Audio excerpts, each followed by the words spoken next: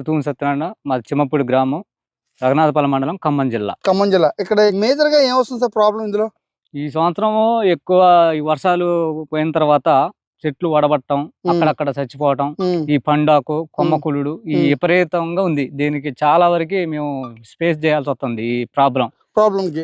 అలానే ఇప్పుడు మనకి వేరుకులుడు వచ్చిందంటే ప్రతి ఒక్కరు కూడా ఎక్కువగా ఏమి ఎక్కిస్తారు? డ్రిప్ లో కావచ్చు, లేకపోతే సాయిల్ లో గానీ. మామూలు కొన్ని కెమికల్ కూడా పోతుంటాం, ఎక్కువ కెమికల్ కూడా వెళ్తుంటాం. అయితే రకరకాల కెమికల్స్ ఎక్కిస్తూనే ఉంటాం. ఎక్కువ కాపర్ అని, మెట్లాక్సిల్ అని, ఇది మన పోసైడ్ కాపరు ఇలాంటివి ఎక్కిస్తూనే ఉంటాం. ఎక్కిస్తే అవి కంట్రోల్ అవుతున్నాయి అంటారా? ఒక్కోసారి మొత్తం కూడా పోతుంది, మొత్తం కూడా ఇక ఆగదు పోతే.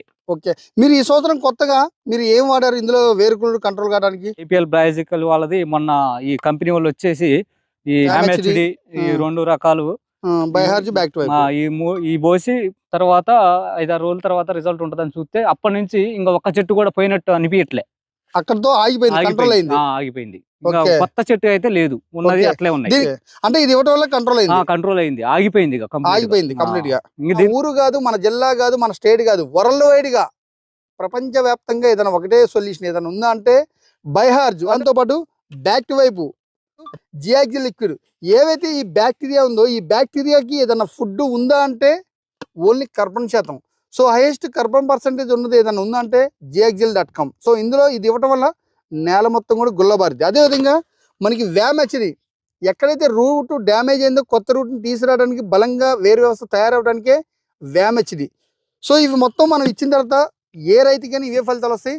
దీని తర్వాత మళ్ళీ మనం వెంటనే 7వ రోజు వచ్చేసి విరిడెక్స్ అంటే ట్రైకోడర్మా విరిడి వచ్చేసి 5% ఉంటుంది. దాంతోపాటు సబ్స్టిలిన్ ఇందులో వచ్చేసి మనకి 5% ఉంటుంది, బ్యాచిలర్ సబ్స్టిలీస్. దాంతోపాటు మైకాక్సిల్ 4G, ఇందులో 13 రకాల న్యూట్రియన్స్ ఉంటుంది, వ్యామ్ ఉంటుంది. దాంతోపాటు జియాక్సిల్ లిక్విడ్. సో ఇవి 7 రోజులకి వ్యవధిలో 2 సార్లు ఇచ్చుకోవడం వల్ల మనకి ఎక్కడైతే వేరుకులు ఉందో అది కంట్రోల్ అయింది.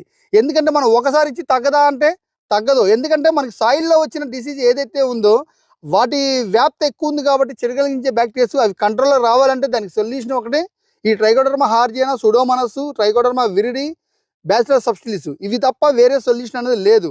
ఇదే మనం కంటిన్యూగా ఎన్నిసార్లైనా ఇవే ఎక్కించాలి. దానికి కంట్రోల్ కూడా ఇదే.